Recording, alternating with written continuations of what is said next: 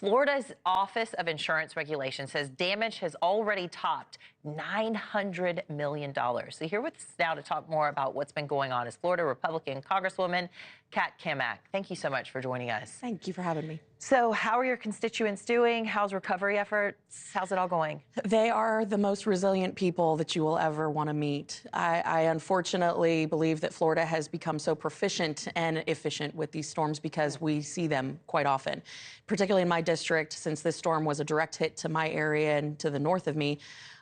We've seen 3 major hurricanes in 13 months, and it's devastating, not just along the coastlines where we have primary residents that have lost their businesses, their homes, entire local economies wiped away in an 18-foot storm surge, but inland, the impacts to agriculture. We've lost over 100 chicken houses and, pivots. The infrastructure is just gone.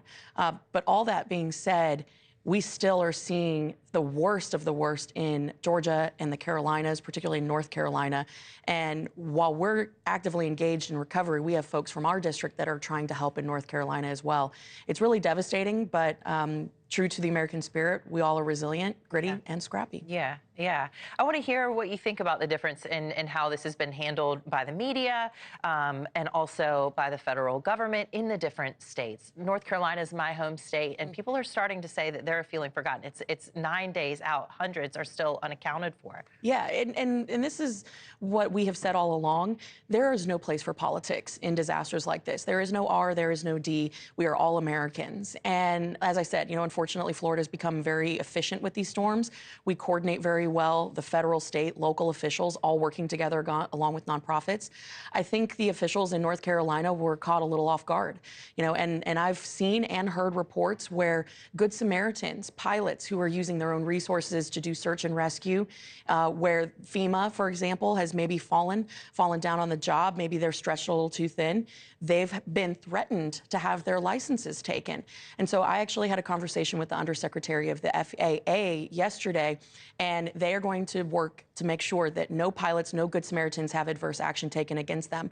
But at this point, my goodness, that's a story we need to dive deeper into. Thank you for bringing that up, because I was actually with those pilots in North Carolina at Statesville Regional Airport on Tuesday and Wednesday using helicopters and small aircraft. Good Samaritans coming from not just North Carolina, but everywhere. Exactly. And they weren't getting political about it. In fact, they didn't have time to be watching the media coverage and reading the headlines. What they were doing is helping the people that were in their area, right? They know the terrain. These are their people, and they're helping. So that's something we need to dive into. Let's talk about the money. FEMA saying it's running out of money. Where do we go from here? These people need their money. Absolutely. And I think it's absolutely repugnant that Alejandro Mayorkas, Secretary of DHS, who just 3 months ago said that they were well equipped and ready to handle any potential hurricanes coming down the pipe, that now they're poor-mouthing Americans. And as you said, North Carolina has been hit. They've been devastated. They need help, and they don't have time for politics. No one does. So we actually have just seen a replenishment, which took place in October 1, of $20 billion.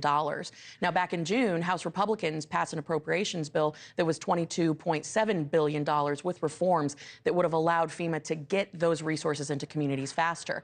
But I think Americans are very concerned about the fact that the temporary housing and shelter program has been diverting for the last 4 years over $1 billion to illegals at the border through NGOs. Yeah, well, what needs to happen? Because we're still, a couple months left in hurricane season. Absolutely. We're not done yet. Absolutely. I think there needs to be an immediate cease of the NGOs that are effectively laundering money from the administration, from FEMA. This is money that goes to homeless veterans. This is money that goes to people in need. And there is, in fact, documentation and proof that FEMA has siphoned off $1 billion plus through this program to take care of plane tickets, bus tickets, and housing for illegals at the border.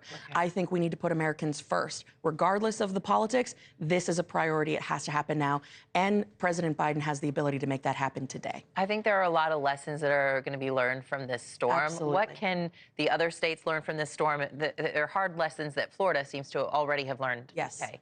I would say coordination of the federal, state, local, and nonprofits need to really work in tandem with one another. We have had great governors, Governor Rick Scott, now Senator, and of course, Governor Ron DeSantis.